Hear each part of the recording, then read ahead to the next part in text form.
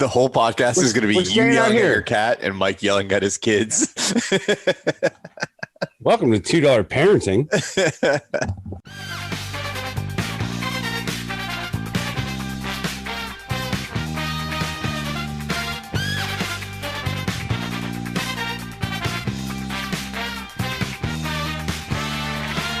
Welcome to $2 Steak, a pro wrestling podcast. I am your host, Aaron Varnam. The band is back together. The boys are back in town, except for Cookie. Today I am joined, as always, by Tolbert. Hello. Tolbert, good to see you. Big Mike. Yep. And Cookie. Stocky. Boys, we have not done a podcast in a couple weeks. We had a long weekend last weekend. We had the annual Cape Fear Sevens. Also that weekend, Cookie finalized his move to Colorado. Cookie, any more tales of the move? So this go around, it was a 24-hour car ride, and I was stuck with Chase, unfortunately. Already? Yes, already. Yeah, 24 hours with 24-hour plus with Chase in the car. Diane had the harder task. She had the cat in her car. So, Aaron, I don't know if you ever had to move with a cat. Diane has a cat. I did not know that. Yeah, Diane has a cat, and we had to drug her just to get her in her cage. It was one of those situations where it was unfortunate, but you kind of had to do it. Well, Cookie, speaking of cats, I adopted a kitten last week. So now we have one more member of the $2 Steak crew. We have an actual Terry Funk here to represent us on the podcast. It's more no sooner than Aaron adopted the cat, he made an Instagram for it. Yeah, Terry the Tailless, at Terry the Tailless. Almost as many followers as $2 Steak, a pro wrestling podcast on Instagram. If you want to follow it, it's a cute kitten, y'all. He's cute. He's so cute. He's the gimmick we've been missing the whole time. I know. Right now, he's sleeping in his basket because he's attacked our cords for the past 20 minutes. Yep. Cookie, since you've been in Colorado, have you had any days sober? No. Except for the day that we actually got in, I would say no, Aaron. I like the term non-medicated. Have you been non-medicated at all, Cookie? I have been wrecked the fuck up. Let's just say that. The entire time, Cookie. Yeah. I'm enjoying myself, Aaron. Okay, this is fun for me right now. Eventually it'll get boring, it'll get old, and then I'll change up my habits. But for right now, it's fun. That's what people say before they become addicts. Well, fuck you, Aaron. I don't think Tolbert's an addict. Nope. Thank you, Cookie. Tolbert. Has it ever gotten not fun for you, Cookie? Or Tolbert? Never. Okay. I still get as high as I did when I was in ninth grade? Yeah, no. No, you didn't start until after high school. I didn't start till after high school. Because God was in control. God is in control. There was, you couldn't control hand jobs, but. Oh, Jesus. But, the most blessed of the sacraments. In the parking lot. Cookie. Yes, sir. Have you gone too far yet? Have you been too high yet? Aaron, I will say, there are these things called these drinks right here that are infused with THC and CBD. Ginger ale. Okay. Yeah. That is also. Were there any other flavors? And you got ginger ale. Well, there was an Arnold Palmer flavor as well. God, I can't say that. Not an orange soda is what I'm getting at. No, not a grape soda either. But it was. So you just got ginger ale, which is the third choice. It really is the third choice. You can ask Jasmine's dad about that. Ginger ale is definitely the third choice. So Jasmine's sister, who I will talk about here in a second, Tasha Boo. Tasha is a ginger ale addict. She does not like orange soda. She does not like grape soda. She loves ginger ale. Yes, because all the medicinal properties of ginger ale, right? Of course. Oh yeah. You got a hurt stomach. Drink you some ginger ale, babe. But does it work? Yeah, I guess. I would say yes. Burp. That too. Well, that too. But so tell me about this drink, Cookie. Aaron, All I can say is that you drink half of it, and yeah, you start to get the giggles, and you start to forget to text people back, like Mike and Aaron and Tolbert that are in the group chat. You start looking at their messages, and you Ridiculous. think you reply, but you don't reply. So what you're telling me is this may be the last time we see you on this podcast because you will be too high for the rest of your time in Colorado. Perhaps we'll see. Tune in next weekend to see if I make it on time. I really hope you do, Cookie, because you're an important part of this podcast. Tolbert, we'll go to you because it looks like Mike is about to tackle a child out in the wilderness.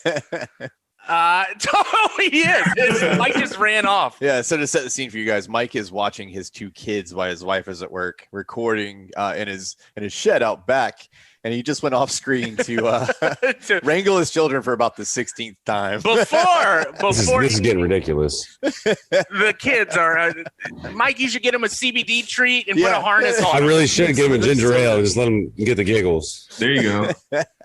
But anyway, Tolbert, these last 2 weeks. Man, it has been a long 2 weeks, man. So we had the sevens tournament. Yes. I kind of head up, helping getting the field set up for this tournament, which is a big undertaking. We have 6 fields plus our own. You're telling me like I wasn't there helping you. Yeah. Well, I had to redo some of your crowd barriers, but we'll talk about that later.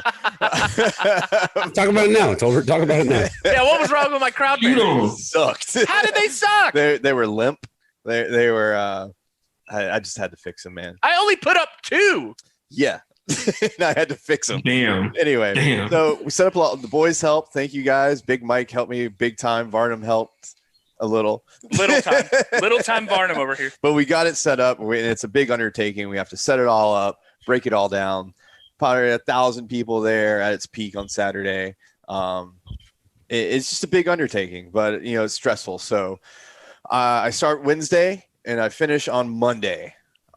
With the whole ordeal, but finished that up and got some well-deserved R&R time in Sunset Beach with my family the other day, which I have not seen my brother and my sister-in-law or my niece in almost a year and a half. Sunset Beach, huh? So Yes. that's my neck of the woods. It is. It's very beautiful out there. It's very nice. Sunset Beach is at my less preferred beach. Ocean Isle Beach, my number 1 choice. Yeah. Holden Beach, my number 2. Sunset Beach, at number 3. It is a very beautiful beach. Very beautiful. The clientele there, yes, a little more abrasive. A little abrasive than I yeah. If you know what I'm getting at. Yeah. A little northern. Yes. Yeah. But anyway, we don't do that around here where I came from. Yeah. But you came here, remember? Yeah. But anyway. I don't know. I just live on this golf course and my honey. Anyway, my brother, him and his family had a beach house right on the beach. So got some time, soaked up some rays, and went and had dinner. In Calabash. Yeah. So if anyone's familiar, very well known for their seafood. It's the capital of fried seafood. It's where the term comes from. Calabash style seafood. That's right. So my dad wants to go there. I was like, we got to go early. It's ridiculous. It's this time of year. Calabash is ridiculous. Crazy. So we go at 4:30 thinking, oh, we're going to breeze right in. It's 4:30. Well, no, everyone that is in town renting a beach house that week has the same idea. And we roll up and they go, hey, it's going to be an hour wait. Yep. And you look in, there's many empty tables. It doesn't look like a bustling restaurant, right? All right, cool. We'll get some drinks and wait. So we did. This is at Boundary House, which is not technically a Calabash-style seafood restaurant. It is more of an American style. Yeah, they have a little bit of everything. But it's nice. I wanted to sit down and have dinner with my parents. Correct. We wanted somewhere to talk and have a nice time. So we're in the lobby surrounded by senior citizens and families that have just brought their kids off the beach. Yeah. And everyone's hungry and grumpy. Yeah. We finally get our table and we have an excellent meal. It was great. Good service. I got a pick 3 Calabash plate. Good. Flounder, crab cakes, and shrimp. Okay. All in season. All in season. I usually go for the fried oysters, which I know are out of season right now, but they're still tasty. But good experience, great service staff and everything. But when we leave, it's funny. Me and Katie are both in the service industry, have been for years. So we know the inner workings of it all. And we're looking around. The servers are like chilling. They're working, but they're like chilling. We're like, there's no way they're on an hour wait. And when we leave, they're turning folks away because they say they're on a 3-hour wait. Jesus Christ. And the restaurant's less busy. I don't know what they have going on. I think they're like, hey, look, guys, let's just sandbag these motherfuckers. So I think it's probably a little bit of that. Hey, like, get the fuck out of here. You're able to even like do a little bit of the, we're understaffed. Yeah. No. But we got just right time, got in and out. But it was a fun beach day. When you live here at the beach, you don't get very many of those days. I never and you appreciate it when you get those. But had a fun time. Last night, went to my first show post-COVID at Reggie's. Really? There was a show at Reggie's last night? Saw Teenage Bottle Rocket and a band that was supporting them on the tour, War. Is that like a punk rock band? Punk rock. That sounds Teenage punk Bottle rock, Rocket has been around for a long time, kind of on the edge, right in between kind of like a hardcore punk band / I wouldn't quite call them pop punk, but very, very upbeat and fun. Really, really good musicians. Okay. Like, these guys fucking shred. Okay. So sound phenomenal. Sold out show at Reggie's. That is my special place. You've been to several sold out shows with me. I love Reggie's. Reggie's is one of my favorites. Did not get Reggie's drunk. I'm very proud of myself. Did you actually drive home last night? I drove home last night. I'm very impressed. I did not drink. My version of not drinking is just having 4 High Lifes over the evening. And that's fine. It's great. That's fine. And it's hot as fuck inside that building. Yeah, smoke a little weed, chill, have a good time. And I did. I'm very proud of myself because that place is a black hole. Any stray observations of people just reintegrating into society that everyone's like a little apprehensive at first. Okay. And then as a couple bands go on, you see people loosen up. They get a few libations in them, and they have a good time. By the end of the show, the pit was fully twirling. And, good. Twirling. But good night at Reginald's. My ears are still ringing. I'm glad you got to actually be back into society. It is a different time. Mike, yes, you have changed your location behind me. How did we not notice this? Mike is now inside the house. I'm inside because as I went to wrangle my children, I stepped in dog shit and almost bugged out. Stepped in dog shit.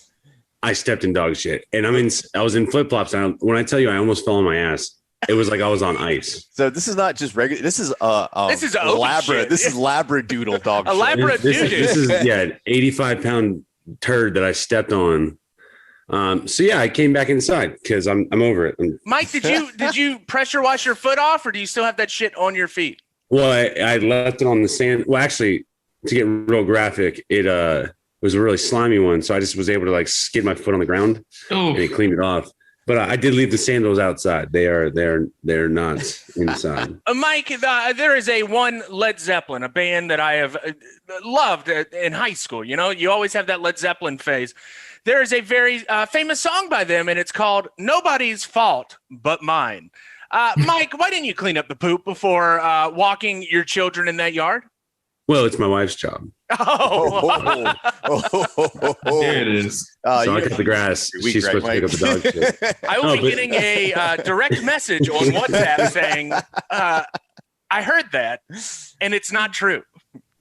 Very much so is her job. But yeah, anyway. Mike, other than us dying at rugby practice on Thursday night, what have you done these past 2 weeks? Well, 2 weeks. I had so for the sevens tournament, I had a good old college friend of mine come into town with his wife and kid. We had an awesome time. We got Fly Trap ready for Friday night.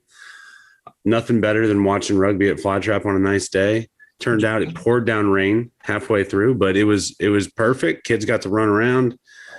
Cape Fear came in second out of 28 teams in the social bracket. So shout out Cape Fear Rugby. That's Cape Fear A. Cape Fear B is not. Not so the B side did not win a game. That's right. The A side did go 5-2 on the weekend. So that's pretty solid. I contributed. I'm no longer as fast as I used to be. So, You're I'm not a starter nor am anymore. I, nor is Tolbert, and nor is Cookie. Yeah, facts. But no, I've had a great little time off. First time last night, I got to sit down and actually watch some wrestling, minus Wednesday, because Dynamite was on. But that was the first wrestling I've watched in almost a month, I feel like. And you got to watch your match this week. I did. So it is the birth of America. I know it is a very problematic country, but all countries have their problems. It is the 4th of July weekend, one of my favorite holidays of the year. It just means sweating your balls off and getting drunk. I love it, but on the way over here, you realize just how much you also hate it because our population triples, and you want to strangle everyone with an Ohio and Pennsylvania and Illinois license plate. And Michigan. It's fuck Michigan. Right? Hashtag fuck tourists and fuck Michigan. So 4th of July weekend, I wanted to talk about some patriotic things. What more patriotic than professional wrestling? Am I right? It's pretty goddamn patriotic. There's some, that over the years, we've had some problematic things go over. We'll talk about it with Mike a little bit here in a second. But professional wrestling always has had this air of United States superiority. Who better than the USA? Who better than the USA chant? What's a better chant than that when you're at a professional wrestling match, right? I'll wait. Exactly. It's not better. Are you going to say what? What? No, that's not as good as the USA chant. So this week on the podcast, we're going to have some very patriotic things happening on $2 Steak. Mike has got some jingoistic and nationalistic things happening in his. Cookie's got a man that passed away this week, but we're going to appreciate his work. And then finally, Tolbert has maybe one of my favorite segments that we have seen. It's not quite as in your face as most high spot things, but as a connoisseur of professional wrestling, it's all about the spectacle. All about it. All about the spectacle. Boys, let's talk about some wrestling.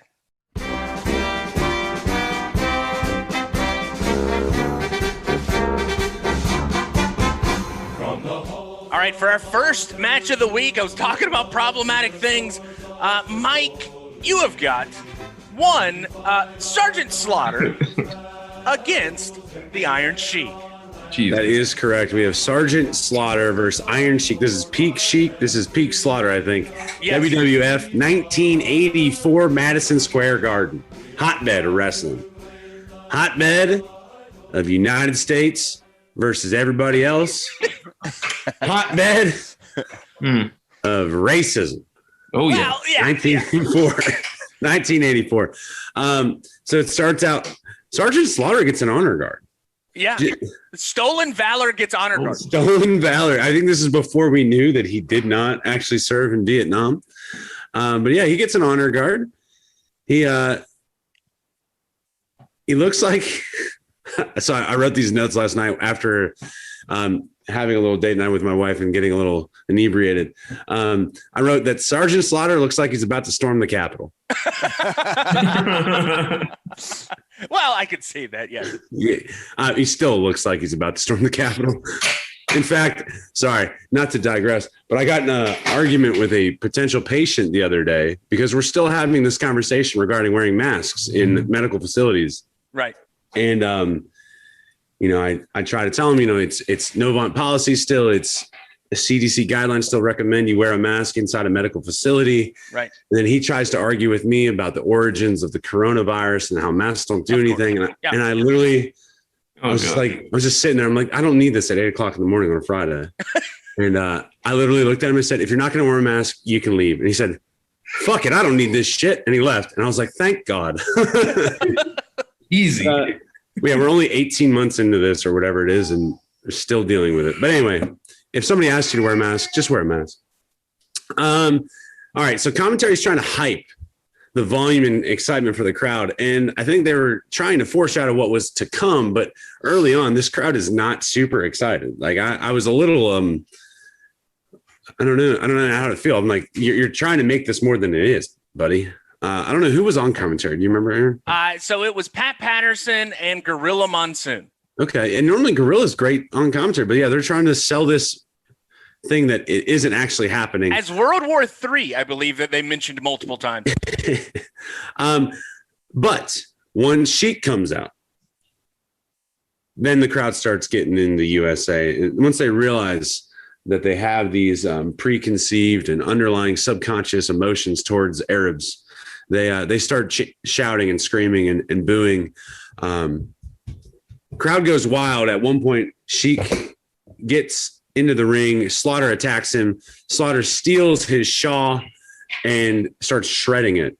And the crowd is literally eating every little bit of this up. And like you said, this goes back to simpler times when, not just whites stuck together, but the Italians stuck together. And then all the Polacks stuck together. Though, yeah. Hated the Arabs. Yeah. And everybody hated the Arabs. So it's just a simpler time back then. At one point, Slaughter spits on the Sheik multiple times, and the crowd again loving it, and I'm just like uncomfortable the whole time I'm watching this. I didn't really know how to take that, but apparently it's the Sheik's move, because then the Sheik started spitting on Slaughter.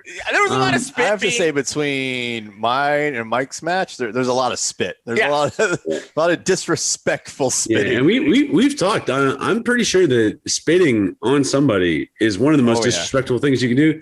And as a very level-headed guy, that is the one thing that will set me into an irate rage that I would literally try to murder somebody. You would try to make them humble, much like the Sheik would do. Sure, yes. And we get a little bit of wrestling between the two. The Sheik at one point gets Slaughter up in the ropes, and he's spitting on him, and he's like stomping his throat into the ropes. And, it's entertaining, right? The crowd doesn't know what to do. Their hero, their American icon is getting beaten up. Ultimately, Slaughter gets upset, tries to cheat, pulls his boot off, and tries to hit Sheik with it. And long story short, he does eventually land it, and Sheik wins by DQ. Enter louder and probably more inappropriate crowd chants and hate towards the Sheik. That was the match. We do get a backstage is segment. My favorite part of this match. We do get a backstage segment where they're trying to interview the Sheik and Slaughter, and then a brawl ensues. And this is 1984. This is not something that normally happens. So I'm sure it was very exciting at the time that it occurred. You get a shot of a young Vince McMahon trying to break up the fight. He gets in it multiple times, gets shoved. And that's where I believe I saw the Wild Samoans, Junkyard Dog. There was a couple other people I can't think of. Maybe Jimmy Superfly Snuka was in there as well at some point. Yes. Or the Tongan Kid. One of these Samoan guys comes in. I do believe. But the Samoans were trying to wrangle the white man. Yeah. No. I thought they were trying to get Slaughter. You're right. And then Sheik does get loose again. Every other word is beeped out, which is fun. But for the times, 1984, I'm sure it was a very exciting thing to watch on TV. For me, I was just kind of like, what is happening? Yeah. And but for the most part, it wasn't that great of a wrestling match. No, it was more of a spectacle. No. I meant to give you a shitty one for the 4th of July, Mike. No, Mike, no. But that's it. That was the match. Any other things you'd like to add? Speaking of things that we also do on this podcast? I do have some hits and shits. Ooh. So I already shouted out Cape Fear Rugby Club. Thank you guys for busting ass, having a great tournament. We came in second. So that's awesome. Shout out to the new guy, Brody, with a near perfect suplex. Oh, God. Phenomenal. Yeah. It was he looked like a Brent penalty. Albright in All Japan. Yeah, it was a penalty. You're not allowed to do it. But I watched this gentleman's head flick the grass on one side, go all the way around in a circle, and then slam into the ground on the other side. And I just chef's kiss. Shout out, Brody. Thank you for joining the Cape Fear Rugby Club and bringing your amazing tackling skills and unknowing wrestling moves. He comes back and he's like, was that wrong? And I'm like, yeah, it was.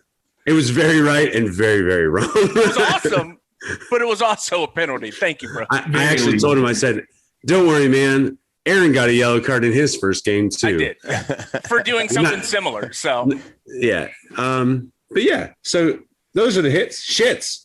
Tolbert, what the hell's going on with the pinball machines over at Cape Fear? You suck. That's what's going on with him. The Avengers pinball game.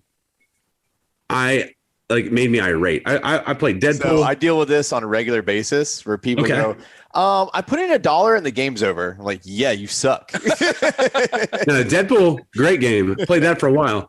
It literally, there was the way it shoots out the fucking ball. It literally goes straight through the gap. Yes. I tell Amanda, I'm like, that's called draining the ball, Mike, and you have to be better for it. They don't give you an automatic save. There's ball saves if you don't suck. There's a couple of them, but yeah, I tell Amanda, I said, this one sucks, and then she plays it. That's a very tough game, actually.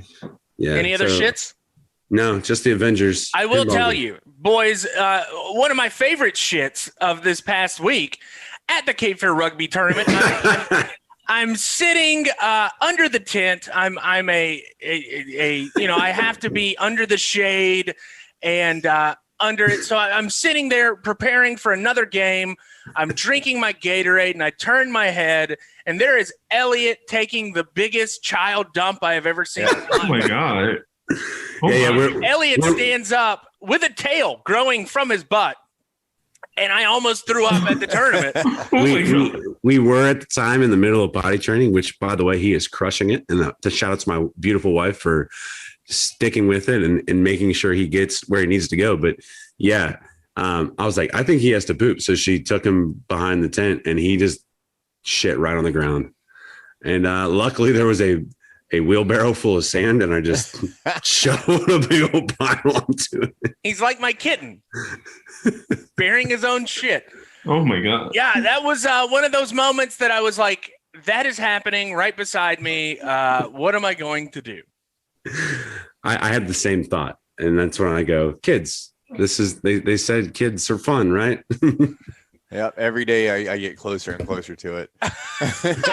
Just wait, it's over. One day your kid will be shitting on the ground. I wake up and the belly's just bigger and bigger. And I'm just like, oh God, it's coming for me. Yeah. You're going to have to clean up his shit or her shit. Yeah. We don't know. Oh Lord.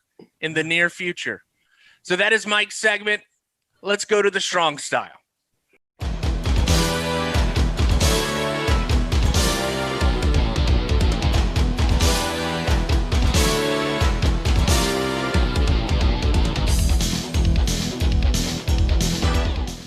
Cookie, you have got a match between Arn Anderson teaming up with Big Van Vader against Stars and Stripes.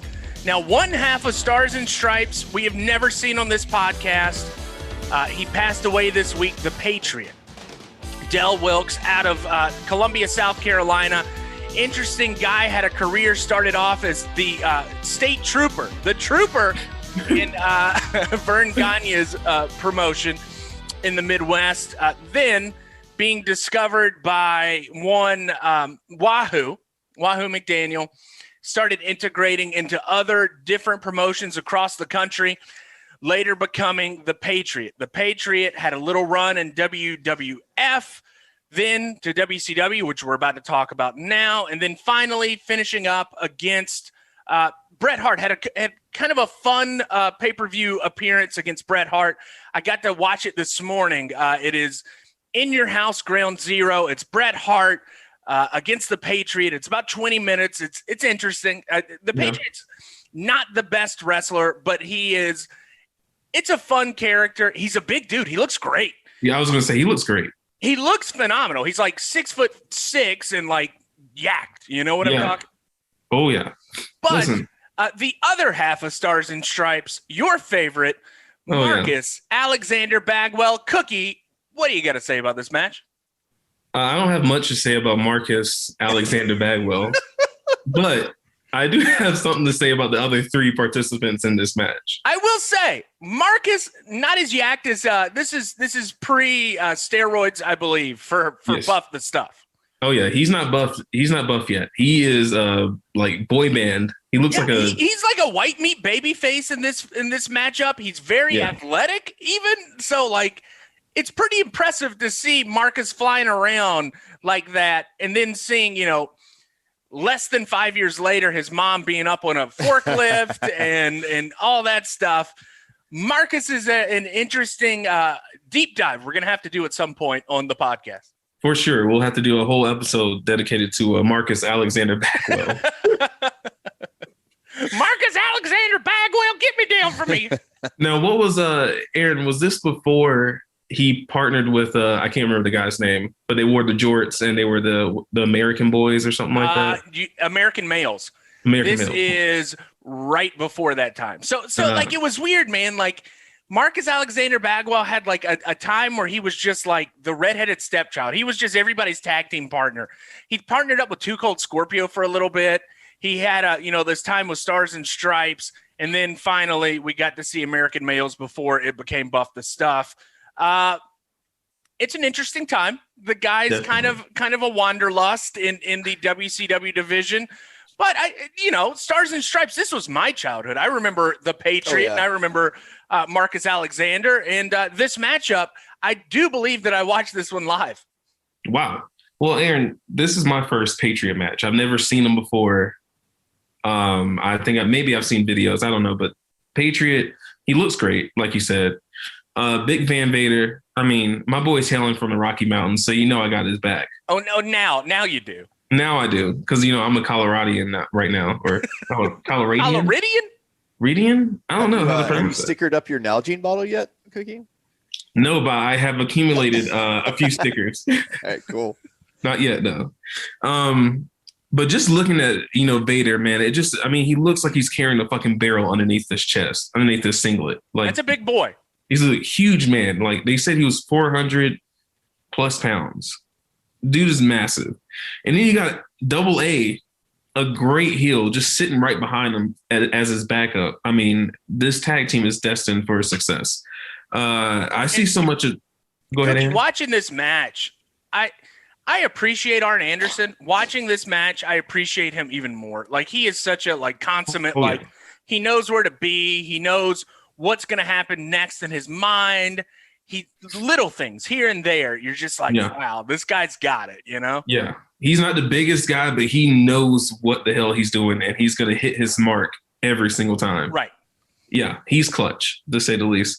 I see so much of Double A style in Dax's work and his demeanor. The same. Yeah. He's literally the exact same person. I just made that connection. While I was watching this match, I was like, holy shit, that's Dax Harwood. Yeah. 20 years later or 20 years before. It's crazy. But anyway, let's go ahead and get to my countdown. Cookies, top 4, number 1. Aaron, can you tell me how that Big Van Vader and Double A pull off the perfect catapult choke slam I've ever seen? Dude, it was phenomenal, and it was behind the referee's back, so it was completely legal. Oh, absolutely. It was one of these moves. Marcus Alexander Bagwell went straight up in the air and straight down. Straight down, right on his neck, man. Moves just don't look that fluid anymore. And that was fluid from two big boys. And you got all these guys that are flipping around and doing all this crazy stuff these days. I sound like an old man talking about how bad wrestling is. Old man yelling at cloud. You're pulling a mic over here. Yeah. Let me chill out. Let's just go to number 2. Number 2. But Aaron, so the catapult choke slam was sexy, but do you know what else is sexy? A proper flying shoulder block. And you know who does that? The Patriot. All people. He's more agile than I thought he'd be as a big man.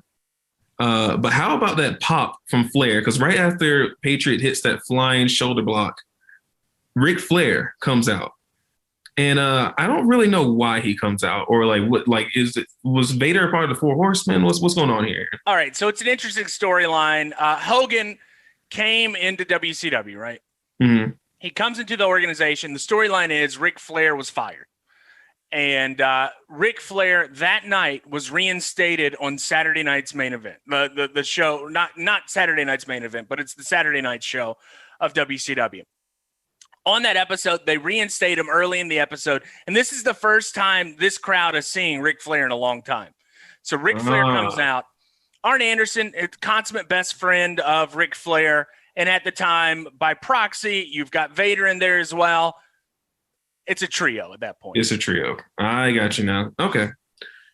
Well, to go a little forward, Real quick, I'm gonna ask you guys a question. What would you rather take, a clothesline from Vader or an elbow drop? Because both of them look like they'll knock your breath out, and that's what happened to Bagwell. I would watch. So I went on my walk last night, and I'm watching your match, and people probably thought I had Tourette's because every time Vader would come into the matchup, he would do something like his clothesline. He did a forearm shiver that looked like it knocked out the Patriots' teeth at some point. Yes, and I'm just like walking. I'm like, Jesus Christ, fuck. Oh my God. I'm just yelling out obscenities because this match is insane. Yes, it is. Fucking Vader is a madman. He should have been an MMA. If he was an MMA, could you imagine if he was an MMA and he was a heavyweight?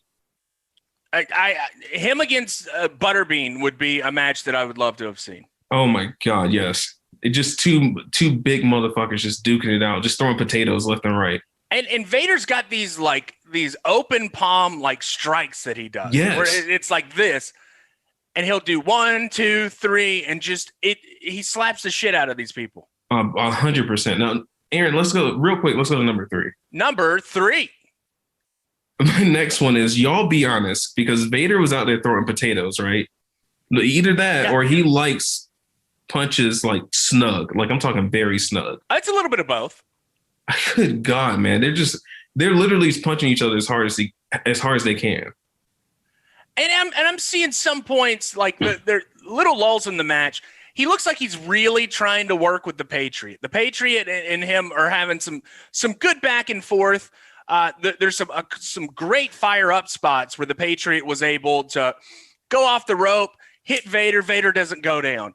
Go off the rope and then finally getting Vader down, and you can hear the pop in the audience. And that's how you properly do it in professional wrestling. It's this 1, 2, 3 sell that Vader really is giving the Patriot a lot to look good. So it's not just he's one of these guys that isn't going to sell for you. Vader's going to make you look good as well because he is this massive dude, much like Brock Lesnar. When Lesnar wants you to look good, he's going to make you look good. Vader's the same way. Yeah, talk about Brock Lesnar real quick. I was reading an article and I was like, wrestling misses Brock Lesnar, and I couldn't agree more. We miss him so much because he could put people over, but he was a necessary evil at the same time. Right. Oh, good gracious. We need more big men like that. But real quick, I'm gonna go into my honorable mentions. He had him good. Wait, hold on. How did Brain phrase it? He had him hooked good there, but not good enough. He says it 4 times. I swear if I heard him say it one more time, I was going to throw my phone. Not good enough. He has him there. Not good enough.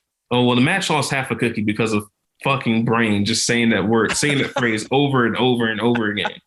Jesus Christ. Aaron, I thought no one kicks out of Vader's finish. This is a load of horse shit. How did the Patriot kick out of Vader's finish? He has the power of all the Americans behind him, man. That's true. Maybe, you know what? His power is only heightened around the 4th of July. Maybe this match took Even place though this around was during Easter weekend, they mentioned. Oh, he's got the power of Christ behind him. Yeah. Damn it. That's exactly how. Well, hold on now. To the idiot who rang that bell randomly during the middle of the match, actually right after Vader hits his finish, you're fired. You're fucking fired. I've never seen all 3 heels look back like they're going to kill a timekeeper they do in this matchup. There's an errant bell ring. Everybody stops mid-match and just does, what the hell was that? Yes. I thought the match was over. I thought it was a DQ finish or something. I was like, what the fuck is happening right now? Bullshit, Aaron, is what it was. It was a fucking load of baloney. All right. A USA chant for 4 people who are all from the United States. Right. Where did they do that at? They're all there. And I think Flair even was confused by that, and he's like, shut up! Shut up! Look, that's the beauty of the USA chant, is you can just start one anywhere, anytime, and somebody will join in. You know what? Let's do that. Tolbert, can we start a USA chant when we go to AEW Dynamite and nobody else goes with us? No. Okay. Okay. Sorry, Mike. I'll think about it. It's all right.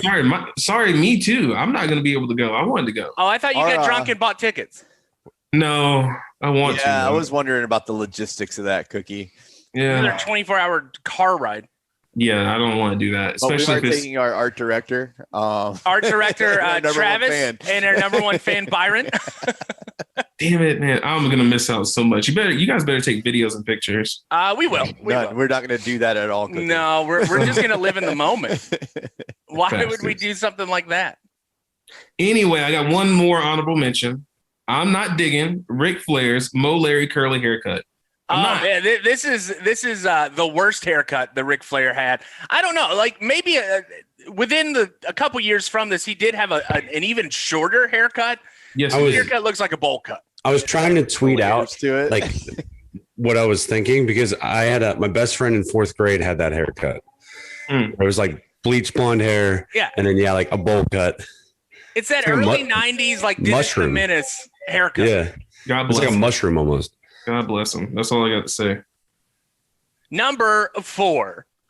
Picture this, guys. You're bridging up because you just hit a Northern Light suplex, so you can't really see a thing. Your chest and your stomach are exposed, and the next thing you feel is a 400-pound plus man jumping as high as he can just to fall on top of you. Yeah. Fuck that spot. Fuck that finish. Fuck that spot. I would not take that bump.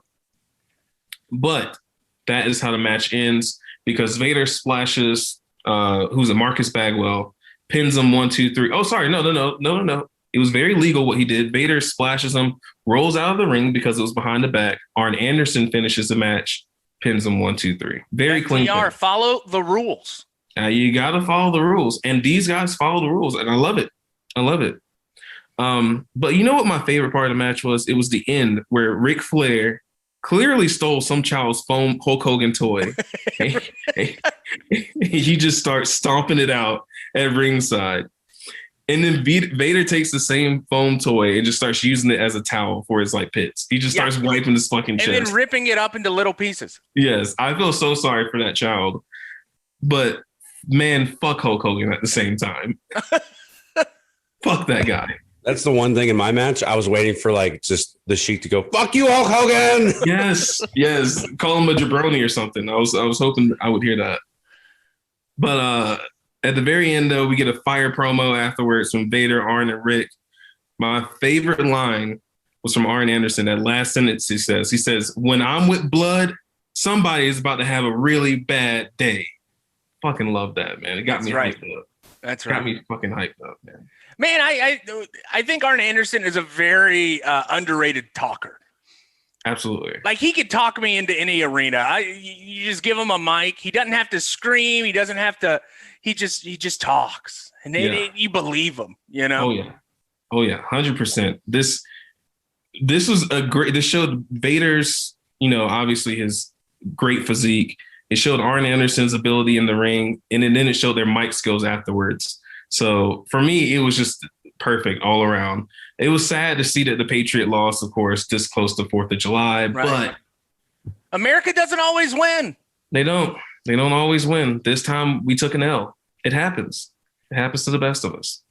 But Aaron, you know what I would give this match? I'm going to give it 4.5 cookies. Honorary 4.5 cookies for America's sake.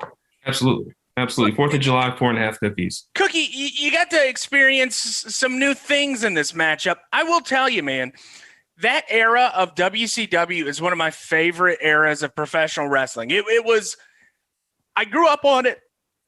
Watching it now, it's so much fun. WCW's got great matches. Like, not everybody's the best wrestler in the world, but they make you think that they are, sort of thing. Absolutely. It's just fun. The more WCW matches you give me, the more I keep wanting to go back into the archives and watch more beyond what you give me. And I will say that I did try. So Del Wilkes, the Patriot, had a great career in All Japan. He went over to Japan and killed it for a couple years. I was going to do a Japanese match with him in it, but I decided this would be fun because everybody loves Vader. Everybody loves Arn Anderson. Oh, yeah. And Cookie especially loves Marcus Alexander. Well, no, hold on now. I was just doing the Vader pose. I don't like – fuck Marcus Alexander Bagwell. You know what, Aaron? Just move on to the next segment. You done pissed me off now.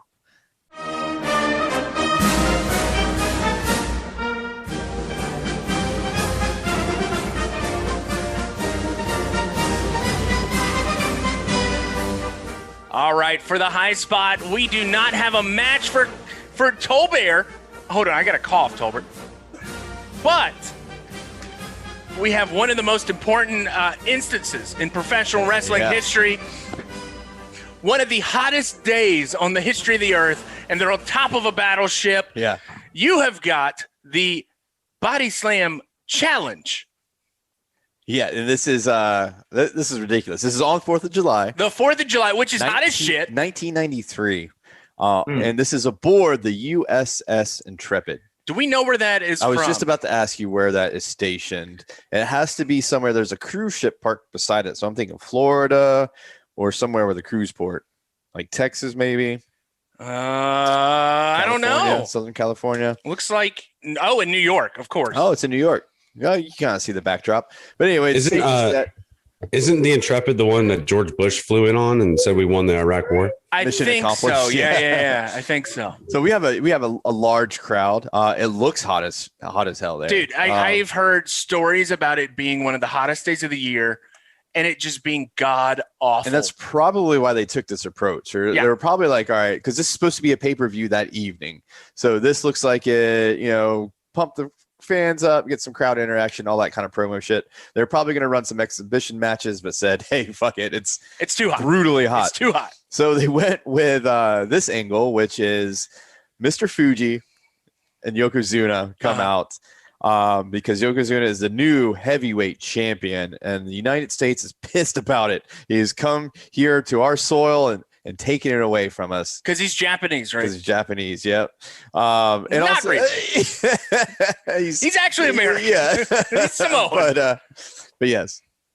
Anyway, so they come out with a Japanese flag and they're adorned in their kimonos coming out. Which is probably breezy. He probably had the best outfit. Mr. Fuji. Yeah. Probably felt great. Nice and light. Probably didn't have anything breeze under it, going on. Rocking sandals. Jasmine she bought a kimono for Christmas, right? Yeah. Phenomenal. It is it's just a light, airy, and you can just move around in it. Yeah. Freely. You got a breeze going on. It's phenomenal. So the stage is set and Vince McMahon is pumping this up to say, hey, we can't let this happen. Bring on all challengers. The winner will be who can body slam this 500-pound man.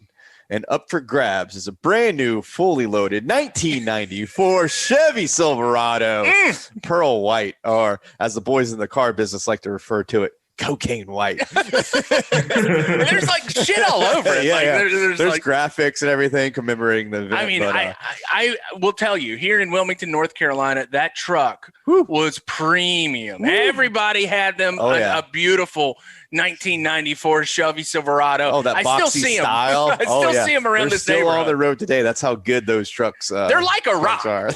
They are. Anyway, stage is set.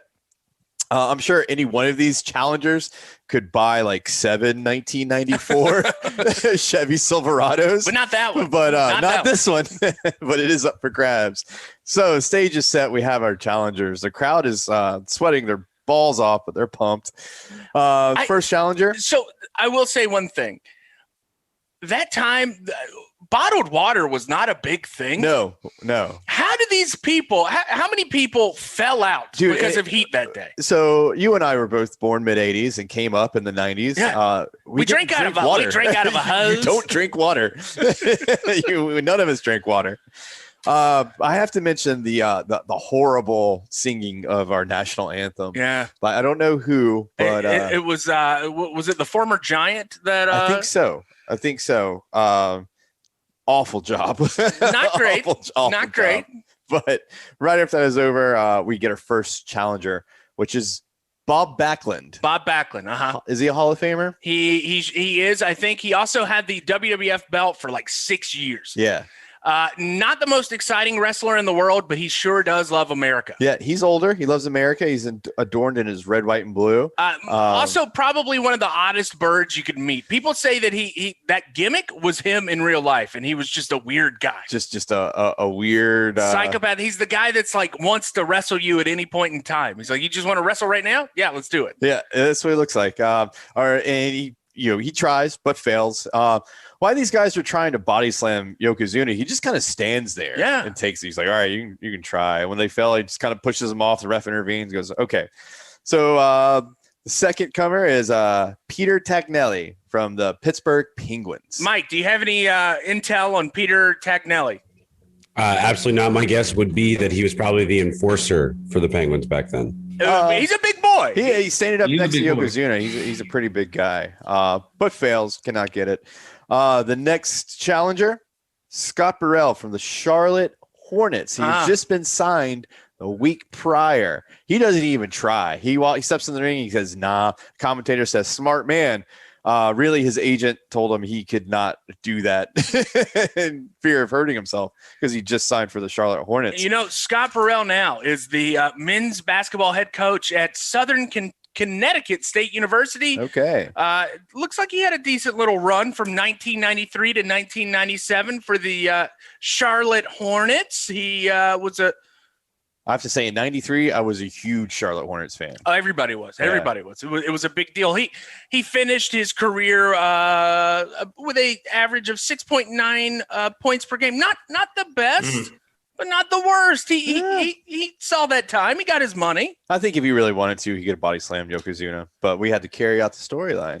Anyway, we stop here. We get a rice break. Yokozuna, he's got to keep his figure. Mr. Fuji hands him a giant bowl of rice. Nothing like a giant bowl of rice to refresh you on a hot summer day in New York City. Yes. So he takes his chopsticks, has a little rice, refreshes himself to get ready for the next challenger, which is Scott Steiner. That's right. Early Scott Steiner. Yeah, this is maybe the big booty daddy later on in his career could body slam Yokozuna. Yeah. This one, not as much. Yeah, he's still pretty buff. He's still pretty yoked, but not big enough to take on Yokozuna. I don't think Yokozuna was quite ready for our next challenger because he's a wild man from Lumberton, North Carolina. I forgot. Tatanka. In her first appearance of Tatanka on the podcast, which makes me sad because I believe that Tatanka is underrated. Very highly underrated. Was one of my favorites. I loved him to death. I did the Indian skip around the living room before I dropped an elbow on my brother. And the classic Lumberton call. If you listen in the crowd, Tatanka comes out, right? He comes out hot, doing his skip, doing his dance. Getting a little off. He's the first one to actually punch and slap Yokozuna, get a little offense. They soften him up. There is someone in the crowd from Robeson County because all you hear is yay, like perfectly. I was like, oh, yeah, they happen to be in town. Who more American than the Native American? Yes. He gives a valiant effort, gets a little offense. He even goes off the top rope, does his patented tomahawk chop off the top rope, but cannot slam the man. He pushes him off. Our next challenger, Bill Fralick, a pro bowler. I don't know who he played for, but I think like 5-time pro bowler. Easily shrugged off by Yokozuna. Next challenger, Crush. We've had a Crush match before. All the way from Crush is fun. He's fun. He's a big boy. He's really tall. He's Kona Crush. He's from Hawaii, correct? Yeah, from Honolulu, I believe. Built from Honolulu. Huge guy. Could be the father of one Bronco. We don't know. Could be. He could be Bronco's dad. We don't know yet. I can see that. He actually lifts Yokozuna gets his feet off the ground and is about to do it. But I'm glad Mike is just sitting by eating a bowl of cereal.